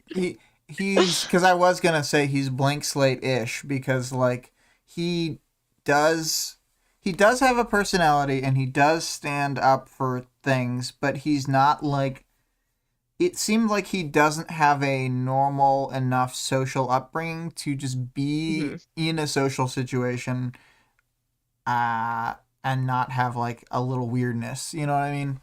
Yeah, yeah, definitely. And I think he doesn't like, even though, like Jack is like basically pushes this out of him. Because I mean, Mastermind Jack probably saw the same thing, right? He was like, this kid doesn't know himself. And Theo has like the very admirable reaction that like he wants to stop bad guys and he wants to be a hero, but like that's still very like, I don't know, it's kind of like a very typical he's very impressionable. Yeah. I mean, he He just doesn't saw a have cartoon show about Chevalier and Legend stopping a bad yeah, guy and he was like, together, and they were like, and he's like, wow. yeah, he's like, that looks better than being like a white supremacist villain. I want to be like that. I want to be a good guy. Do you see how all the Yeah. ladies are like impressed by this armor guy? Wow. Wow, I want to do that. Instead of the other thing, Yeah, like not the way my dad does it. yeah. So he comes off as a little bit like personality stunted to me. Like he doesn't really know what he wants or what his opinions are, just that he gets kind of like he's just kind of got a feeling that this is wrong and that maybe being a hero is the right move. He needs to get um into a fist fight with a bug to really learn about himself. to discover who he is and discover that he loves Bug and wants to marry Bug. I do ship Theo and, and Taylor. So Yeah, yeah. I can't wait for them to fall in love. Yeah. And then we get Peter, the best of all of them. Uh, Peter needs to, I know Peter needs his own Peter needs to spin-off learn to keep series. his damn mouth shut though, because after he learns that these are white supremacist villains, and before he learns that they're gonna kill him if he doesn't listen to them, he does just continue to offer information and solutions. Um, but I get it. He's an academic. He can't help himself.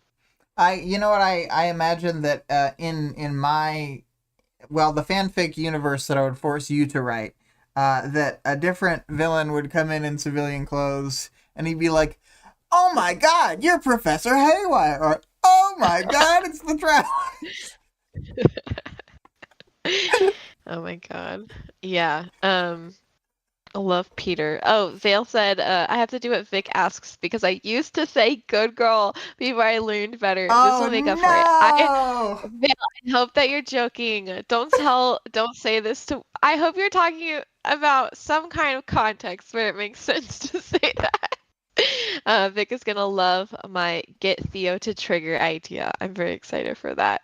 Um, I don't know if I have a lot to say about Peter. He was great. He was the shining star of this chapter. I think It's his like some character guy. voice is really good on, and like the chapter reading that I was like not super happy with, like it literally gets better as it goes. I think it might be the first chapter the guy had recorded or something, or like he didn't know what tone to use for the opening section, which is very dreary. Mm-hmm. But when he's Peter, like he's got a lot of I don't know, he's got a lot of character to him.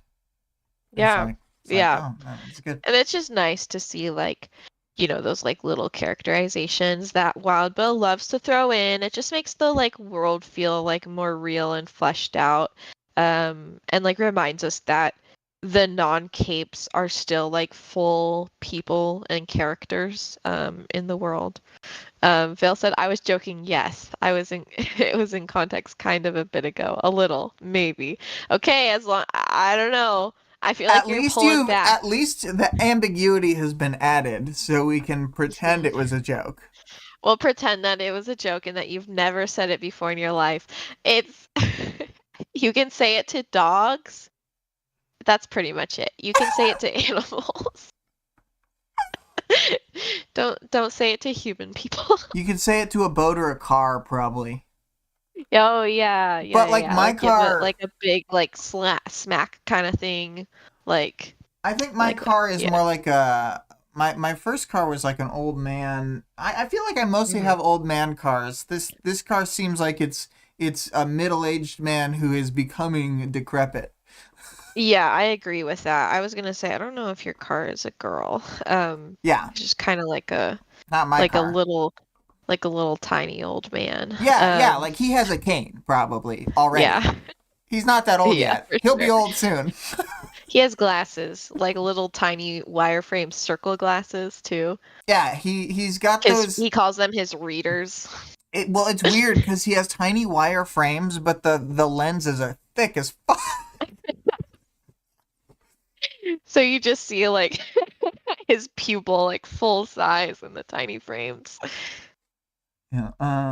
Vale says, "What happens if the words are technically adjacent but separated by proper punctuation?" Um. That's fine. If you were like, "You're good, girl," like as maybe like a sassy remark to a friend or something like Or that, you that's go, totally girl. fine. Yeah, you go, girl. Like But like that's totally jokingly. fine. You can say like, uh, girl, you good? I don't know. You can definitely say those two words next to each other Near each as other. long near each other, next to each other, separated by punctuation. Any of that is I totally agree with the fine. example. The best one you have that's just directly adjacent that I think is acceptable is "You good, girl?" You good, girl? Because that's You you're could be not asking calling it, you them a could be good girl. You're telling it. saying them they are all right. Yeah, yeah. You are calling them a girl and you are saying they're good, but it's different. Yeah. It's more good to go rather than Yeah, yeah, yeah. It's like less of an adjective. I don't know how to say. It's less of an adjective, more of a verb. it's less vomit inducing. Oh my god. Let's talk about Power's knowledge and world building. Oh, man. So We there's a already evil. talked about Shaft. Yeah, there's an evil organization that is clearly like a German Nazi group. Mhm. We learned about trigger event stuff. We learned a bunch of different things, and I actually think the most interesting thing we learned here is the idea that Kaden had a plant-based trigger event where she becomes a plant, and Mhm. she's like a non-revealing clothing version of Kojima character Whisper. But it's not Yeah, she stolen from that because that didn't happen until like 2015. So Yeah, she triggered because her parents said she couldn't leave the dinner table until she finished all her broccoli. And then she stayed there for 3 days and 3 nights, and then she developed photosynthesis. Yeah, yeah. It just like the broccoli, you She know. couldn't So come to she eat can't her eat the fellow plant, plant. she is the plant. Yeah, yeah. That would be. It's like all the people who don't eat meat for ethical reasons. She doesn't eat plants because it her. Yeah, it just feels kind of weird. But Taylor likes to eat bugs, so I don't know what that Taylor says eats about her. bugs and plants and meat. She'll eat anything. She really will. She eats that garbage Yeah, she'll at that eat like that barfed burger up joint. stuff. Oh, that too. I thought you meant in that way later Yeah, chapter. she does eat that. She like goes and eats like gross like cotton candy flavored vomit later on, and she's like, hmm. She like does I not. hope this is I just safe. yeah, and like the fact that she eats it instead of doing something else. Because if I were here, I would have just had the bugs eat it, and he probably wouldn't Oh have my. questioned it. But like he like offers it to her, and then she's like, "Oh, I guess I have to," and then like eats more than a little bit. Yeah, yeah. Oh boy. That is in my opinion, that is the worst thing that Taylor ever did, and the thing that's like least like me. I think I would have just thought a way out of it. Um. But yeah, I wanted to pull this quote of him talking about like specific trigger events and their associations to powers. Mm-mm. So, yes, drugs tend to create conditional powers. It's not hard and fast, but you get situations where the power is directly linked to one's physical, mental, or emotional state. We think it's because the power works off a template it builds as the powers first manifest. It If someone is riding an emotional high as they trigger, their power will always be looking for a similarly excited state to operate at peak efficiency, often an emotion or drug. When people were caught trying to fabricate trigger events, sometimes they were intending to to use this so the subject would be more easily controlled. Yeah. Yeah, it's just interesting to hear like things that we've had implied and stuff that is now being said outright, and it's like something that because this out of everything is like like Kaden and Justin were like right in having the biggest reaction to this because this is like the most relevant to everyone and like understanding powers and also the most accurate. It's like seeing the like direct link between the trigger and the and like how the powers manifest and stuff. Yeah. And we do learn a lot of accurate information here, like the fact that the more you try to force a trigger event, the less likely it is to happen, even if the subject Mhm. doesn't know. Yeah, and they do offer the idea of the powers being um The conditional as they trigger say event. an yeah, But and we the did powers learn being about like more that. cognizant. Oh, yeah, yeah, that's true. That's newer. But we learned about Yeah. the conditional trigger event, I'm just remembering, in Arc 9 when they're in that college class.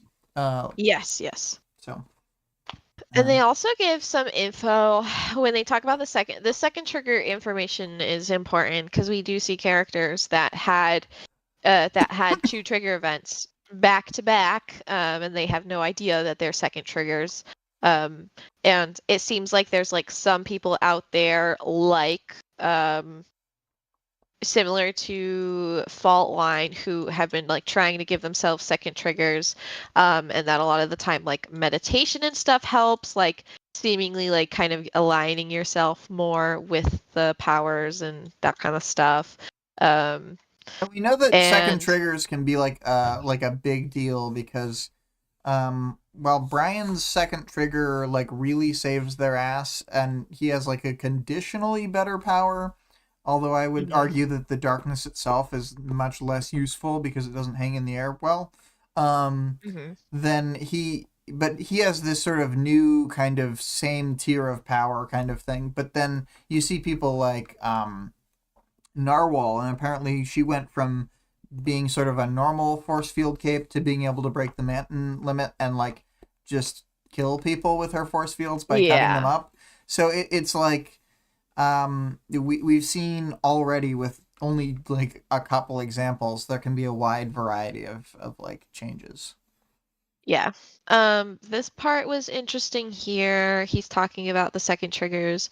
It's just an idea, but the idea the powers are sentient. Well, either the second trigger event opens up communication, frees the powers to act on their own more, or if you don't buy that stuff, it breaks down the mental barriers between the altered part of the brain that controls the power and the part that doesn't.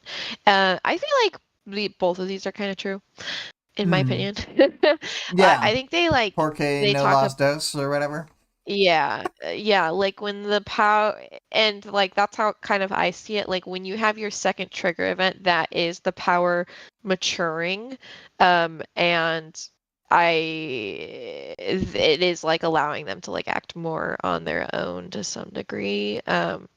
It's like obviously not outside of like the person. Like it's not just doing things without like its host being involved, but I don't know. It makes sense to me. Um, and then that like second part is definitely what Faultline was thinking, that it's just a mental barrier that she's running into, but she's like not cognizant of, so she can't even like overcome it. Yeah, yeah. And Justin says it's like a multiple orgasm. I forgot to mention that. Such a And Caden's like, please shut the fuck up. yeah. I don't know how much it's like a multiple orgasm, to be It's not. honest. I really don't And the think it kid is is. like, there's things that are more like it, but okay. Yeah, yeah. There's better examples than that. Um, cool. I don't know if I have anything else for powers, knowledge, and world building. Harvard exists in this world, which does make sense, but I don't know. Who knows? It could have been destroyed years ago, taken over by Nilbog or something. Taken over by me. I've destroyed them in the future. But Oh God. I don't exist in the worm universe because I'm not old enough. Yeah, me neither. It's very sad. Yeah, yeah. That's how you know that this world is better than that one. That's the only way you can tell. Hmm. Um, let's see here. Bonus. Well, I was gonna show Greg, but he's already on screen. Yeah, yeah. The We bonus wanted is to see whenever him. we need to see him. Um, audience participation. So the one for today, let me look at the Discord. So the question is, how would you help Theo get powers? And Vale says, I have a few ideas. One, buy a vial. Honestly, I don't know why this wasn't done immediately. Well, they don't know that they can. Because while theoretically Night and Fog know that the vials exist, they don't know necessarily that they're viable, and they're not useful enough in conversation to bring up an Yeah, Night idea and like Fog that. aren't. I don't think Night and Fog can like come like bring up their own ideas. Like they can say, "Hey, what kind of torture do you like?" and they'll participate. But I don't know if they'll be like, "Here's a suggestion." Yeah. But so I'm not sure that they know that that exists. But we've got two, blind date with Skitter. He wouldn't actually go on Mhm. the date. It would just be mentioned and boom, trigger.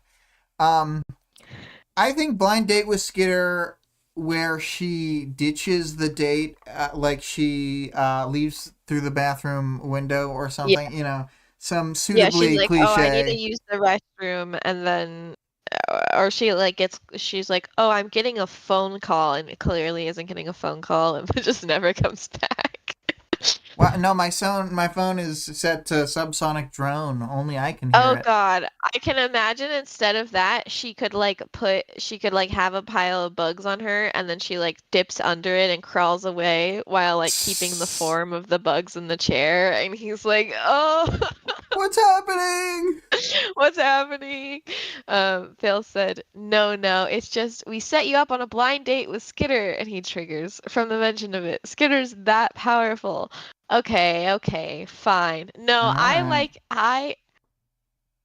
I don't know. I like I her think that emotionally devastating him better. I like her emotionally devastating him. That's one of my favorite parts of reading about romances. So, It depends. It yeah, depends. I do think that's a good one. Like it. I like it sometimes. I think it will be very funny to me in this case. Because she already does emotionally devastate him. Yeah. Um. Oh. Anyway, so moving on to answer 3. Pull some strings and get him a job as Director Pigot's personal assistant with a daily Mhm. threat that someone will call her and tell her he's a member of the gang unless he accomplishes some increasingly difficult task.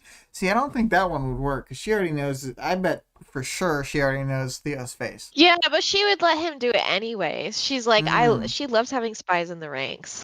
She does love having spies in the ranks. And so it would all be mental torture for him, even though she already knew the whole time. And maybe that's when he has the trigger event, is when she goes, I already knew. After, like, it's revealed. So it's like a whole thing. And Yeah, it's like Greg said and he's been earlier, like the working really hard betrayal. at it for no reason too. Yeah. He's been like so stressed. Oh my So you're gosh. saying all And this he's so extra work I was doing was pointless? and he's Ah! so isolated because now he can't even trust his best friend, Pico. I didn't have time to form any other relationships. You were the only one I trusted, Pigo.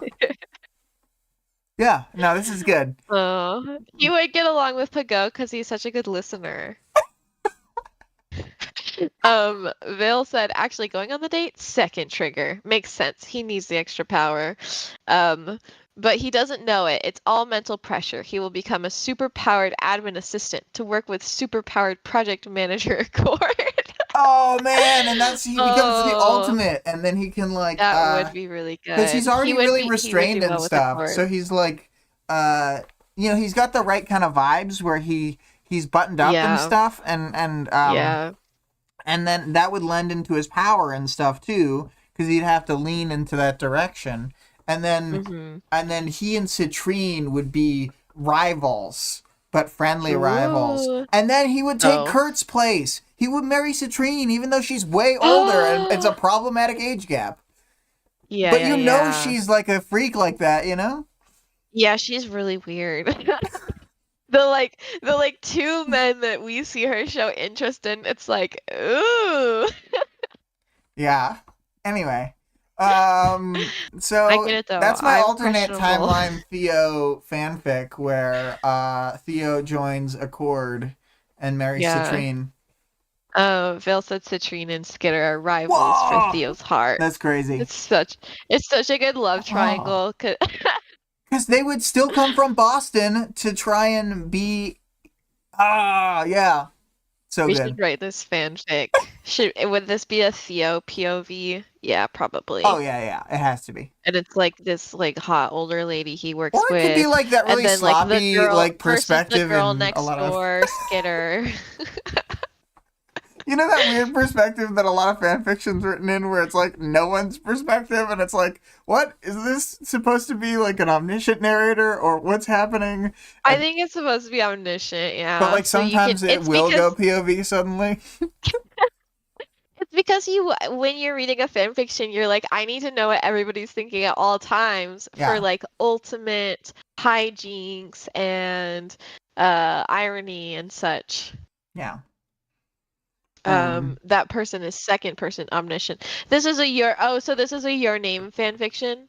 I so it's second person omniscient, but also it goes into POV and then Yeah, still yeah, the yeah. reader knows the thoughts. It's just that like sloppy mess perspective from like Trapped in an Island with Josh Hutcherson and stuff, Mm-hmm. where you Yeah, both are it's very supposed to be good. the character and also know everything.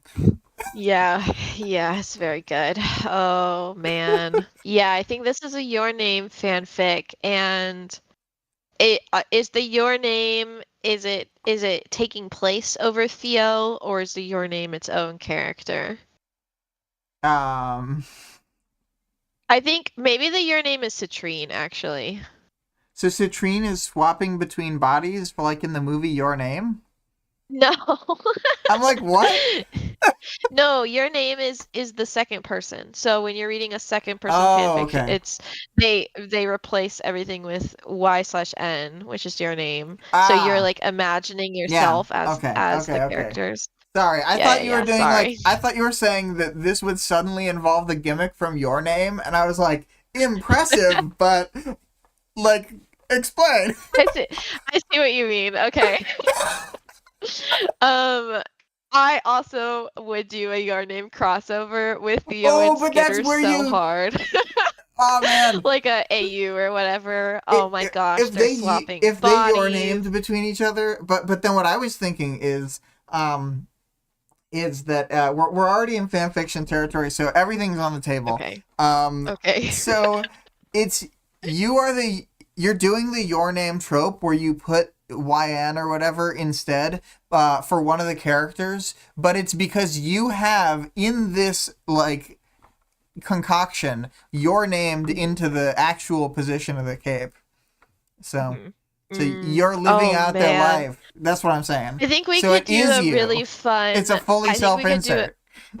I think we need to do another addition to the anime capes, and their hero name is Your Name, and we can come up with a really fun power for that. Yeah, yeah. Oh man. Oh, Oh, okay. that you know what? Oh, go on. Vale said, I'll check out Homestruck and Hunter x Hunter, by the way. I have to run for dinner. Think it's getting near end. We'll catch up later. Take care. Yeah, talk to you later. Bye. Um, Bye. what I was thinking is that when we meet like teams, which we will be, shortly meeting teams, a decent question could be like make up a fake extra member of this team. Yes. Yes, yes, Because yes. a We lot of the should do teams are that. like pretty themed. Yeah, we should do that. We'll keep it in mind. Cool. So continuing, at the very end of Vale's comment is for seriously the blind date comment is probably enough. But Greg also answers 18.y. The best way is to surround yourself with parahumans who all suck and are terrible people. Oh wait, they are already doing that. Good one.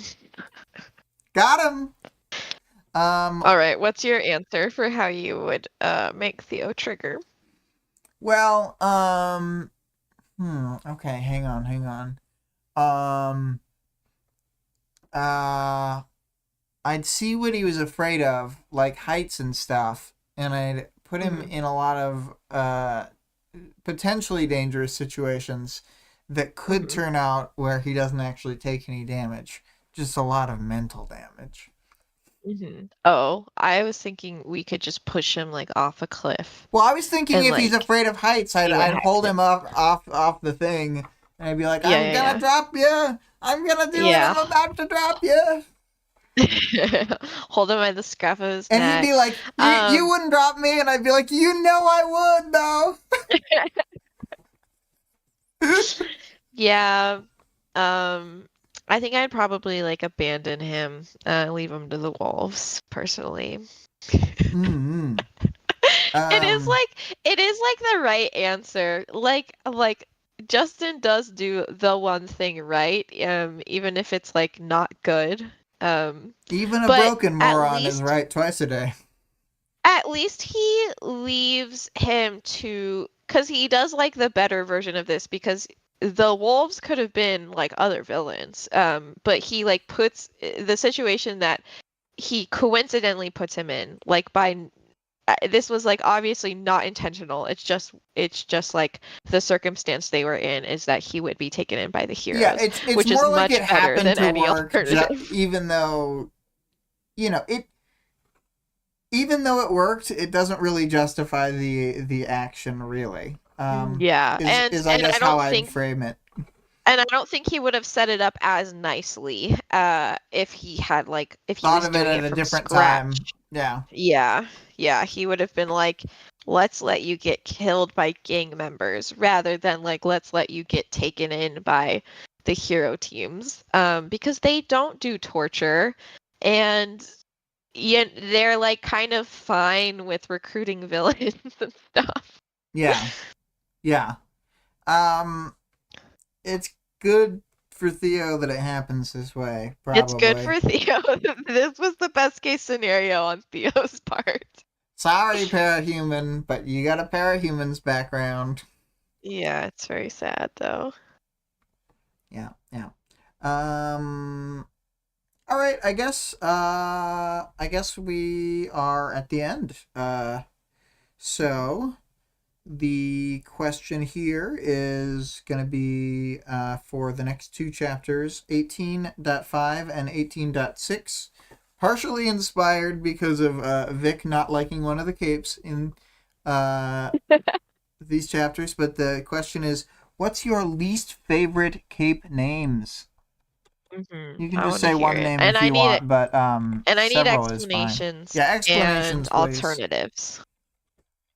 Please include explanations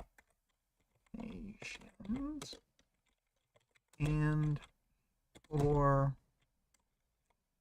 Well, I wanna make the alternate names the most alternate names welcome. Heck yeah. So yes, if you want to just roast a name, please tell us why. But if you want to rename a cape, we're interested in that too. Yep. Okay, well, I think I'm gonna start the outro music and then read the links. So, music used in this episode, as for arc 18 and 19, it is Queen Scourge by ScarlettXOX. You can find her Twitch channel at twitch.tv/Scarlett_rogue. Our Discord server link can be found in the channel description as well as the stream description. The author of the work being discussed can be supported on Patreon at patreon.com/Wildbow. The full text of the work is available for free online at parahumans.wordpress.com. And there is also a fan-made audiobook of the entire work at audioworm.rain-online.org. So yes, I done said all the things. Any final word? Goodbye.